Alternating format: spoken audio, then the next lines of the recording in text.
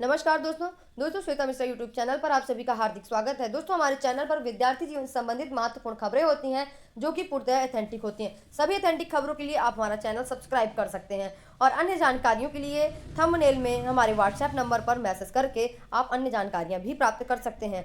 इसके बाद दोस्तों इसी क्रम में उपस्थित हूँ।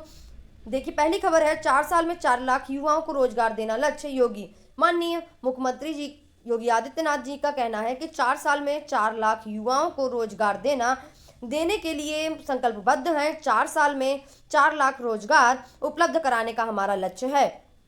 लगातार इसमें निष्पक्षता, पारदर्शिता और भेदभाव रहित तरीके से प्रक्रियाएं चालू हैं। अभी आपने देखा पहली बार 3200 नलकूप चालकों में 516 लड़कियां चयनित हुई हैं। अभी तक नलकूप चालकों में महिलाओं की नियुक्तियां नहीं होती थीं। इस बार 516 महिलाओं का प्रदेश में पहली बार चयन किया गया है। लगातार प्रदेश हमारा, देश हमारा आगे की ओर बढ़ रहा है और लगातार लोगों को रोजगार मुहैया कराया जा रहा है। कहीं 69,000 शिक्षक भर्ती को लेकर के, तो कहीं नलकूप चालकों को, तो कहीं एसएससी का रिजल्ट लेकर के या रेलवे का एग्जाम करा के लगातार लोगों को रोजगार देने के प्रयास किए जा रहे हैं। इसके बाद देखिए, शिक्षक भर्ती से वंचित अभ्यर्थियों ने घेरा राज्य मंत्री का आवास। परिषदीय विद्यालयों में 69,000 शिक्षक भर्ती प्रक्रिया से वंचित अभ्यर्थियों ने बुधवार को प्रदर्शन किया है। बेसिक शिक्षा राज्य मंत्री डॉक्टर सतीश द्विवेदी को के डालीबाग स्थित आवास में घेराव किया है। अभ्यर्थियों के प्राप्तांक पूर्णांक में हुई त्रुटि सुधार के लिए एक अवसर प्राप्त मिलने के लिए अभ्यर्थी लगातार मांग कर रहे हैं कि उन्हें एक मौका दिया जाए मानवीय त्रुटियों को सुधारने के लिए। लेकिन इसे उग्र प्रदर्शनकारी नहीं माने। इस दौरान धक्का मुक्की भी हुई। महिलाएं सड़क पर लेट गईं और जबरन उठाकर उन्हें इको गार्डन में ले जाकर छोड़ दिया गया। तो अभ्यर्थियों की लगातार मांगे हैं जिनका पूर्णांक प्राप्तांक गलत हो गया है, उनकी त्रुटि, मानवीय त्रुटियों को सुधारने के लिए। और हमारे मंत्री जी का कहना है कि इसमें मेरिट प्रभावित हो जाएगी, लेकिन फिर भी अगर अभ्यर्थी लगातार मांग कर रहे हैं, हो सकता है उन्हें कोई राहत दे दी जाए। इसके बाद अगली खबर है, आईआईटी में 8,734 पद खाली, जल्द होगी भर्ती। देखिए, आईटीआई में 8,734 पद खाली हैं, जिसमें जल्द भर्ती होगी।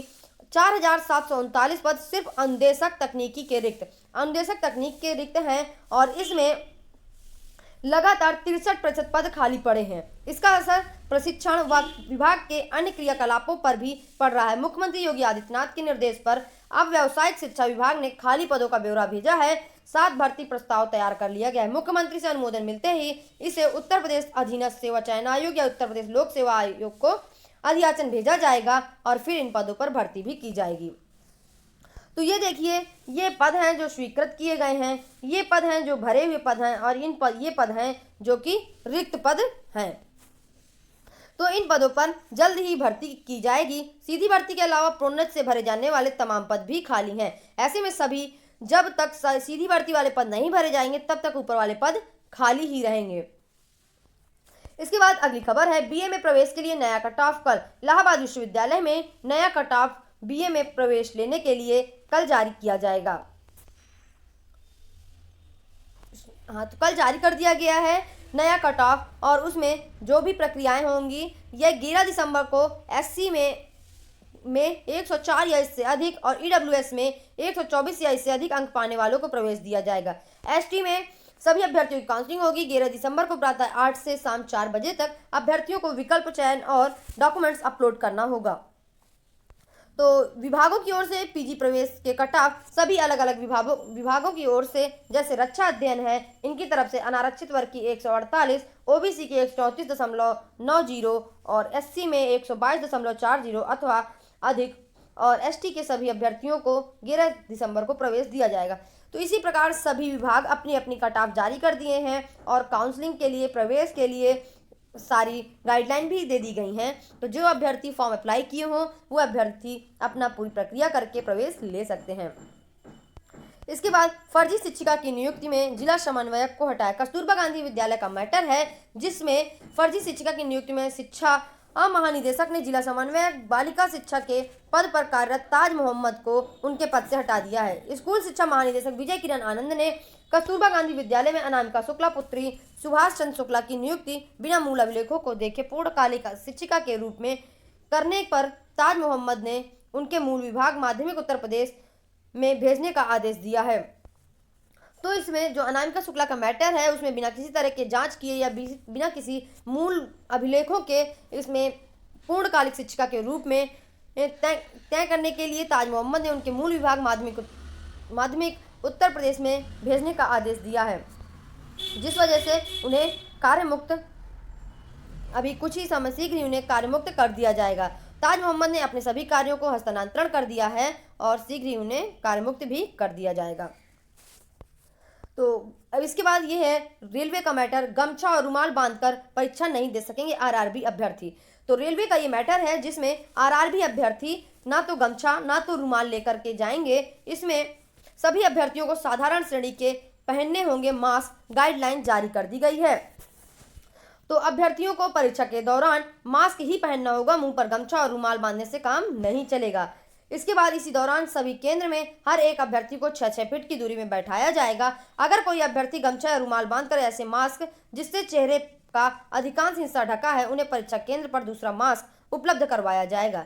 दरअसल आरआरबी प्रशासन को आशंका है कि मास्क के अंदर अभ्यर्थी कोई डिवाइस आदि छिपा सकते हैं। RRB chairman R.A.. जमाली का कहना है कि मिनिस्ट्रियल विभिन्न पदों की परीक्षा 15 दिसंबर से 18 दिसंबर तक 2 पालियों में होगी। परीक्षा प्रयागराज, ग्वालियर, झांसी, आगरा, मुरादाबाद, देहरादून, रुड़की में होगी। इन शहरों में 39 केंद्रों में 15,541 अभ्यर्थी शामिल होंगे। तो 15 से 18 दिसंबर तक मिनिस्ट्रियल के विभिन्न पदों पर परीक्षा होगी, जिसमें यह गाइडलाइन है नॉर्मल मास्क पहनकर जाना है, 6-6 फीट की दूरी पर बैठाया जाएगा। अन्य गमछा रुमाल नहीं चलेगा क्योंकि इसमें इलेक्ट्रॉनिक डिवाइस लगे होने का आशंका होती है। इसके बाद बेसिक शिक्षा विभाग पर चल रहा है एससी अभ्यर्थियों का धरना स्थगित। एससी अभ्यर्थियों की मांग है कि जो एसटी के 1133 पद खाली हैं तो उनमें एससी अभ्यर्थियों को मौका दिया जाए। उच्च सचिव बेसिक शिक्षा परिषद अनिल कुमार ने छात्रों को आश्वस्त किया और उनके साथ कहा कि अन्याय नहीं होगा। उन्होंने कहा कि बेसिक शिक्षा परिषद की ओर से जारी 67,867 भर्ती प्रक्रिया पूर्ण होने के बाद एसटी के खाली पदों को एससी में शामिल कर नया विज्ञापन जारी किया जाएगा। और उन्होंने धरना दे रहे अभ्यर्थियों को कहा कि वे अपने घरों की ओर लौट जाएं और निश्चिंत रहें, एसटी के खाली पदों में एससी को नौकरी दी जाएगी। ये आश्वासन दिया गया है। अब देखिए ये आश्वासन देने के बाद कब तक अमल किया जाता है। तो धरना स्थगित एससी के अभ्यर्थियों का करा दिया गया है और उसमें आश्वस्त भी किया गया है।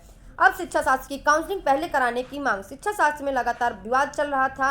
विवादों के घेरे में प्रवक्ता पद पड़े हुए थे। उत्तर प्रदेश उच्चतर शिक्षा सेवा आयोग से प्रवक्ता शिक्षा शास्त्र के पद पर चयनित अभ्यर्थियों ने निदेशक उच्च शिक्षा से उनकी काउंसलिंग पहले करवाकर नियुक्ति देने की मांग की है। चयनित शिक्षकों का कहना है कि 12 नवंबर को उनकी नियुक्ति से जुड़ी फाइल निदेशालय भेजी गई थी। अभ्यर्थियों द्वारा doctor Ashutosh Tiwari, doctor Ajay Kumar, doctor Sanjay Kumar Dwivedi का कहना है कि निदेशक का कहना है कि उनकी नियुक्ति की प्रक्रिया शुरू हो गई है।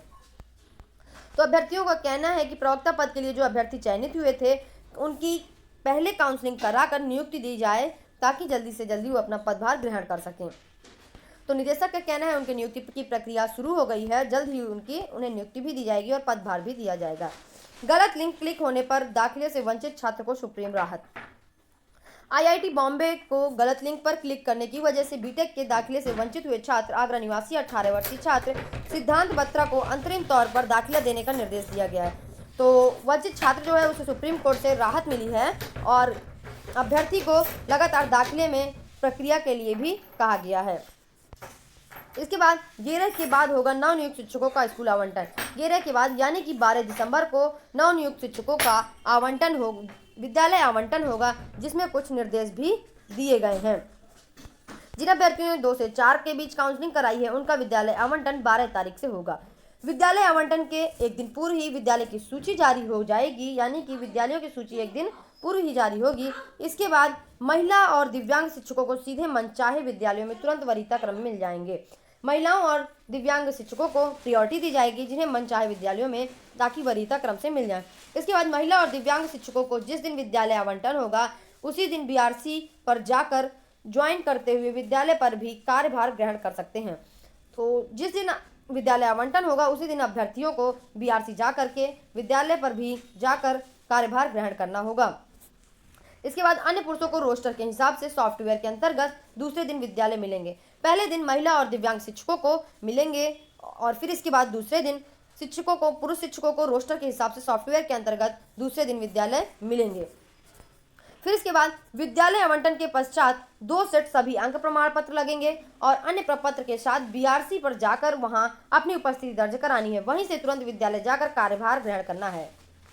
तो बीआरसी से तुरंत विद्यालय जाकर के कार्यभार ग्रहण करना होगा, जहां पर आपको 2 सेट अंक प्रमाण पत्र और अन्य प्रपत्रों के साथ उपस्थित होना है। बीआरसी पर 1 सेट फाइल जमा होगा और 1 सेट जब आप सर्विस बुक बनेगी तब सर्विस बुक के साथ सभी प्रमाण पत्र संलग्न होंगे। सर्विस बुक जो आपकी बनेगी उसके साथ सभी प्रमाण पत्र संलग्न होंगे। इसके बाद सर्विस बुक जिस दिन बनेगी, सर्विस बुक बनने के दिन ही मानव संपदा का फॉर्म भी भर कर देना होगा जो बीआरसी पर फीड होगा। मानव संपदा का फॉर्म जब भरा जाएगा जो कि बीआरसी पर फीड होगा, जिससे आपकी मानव संपदा आईडी जनरेट होगी।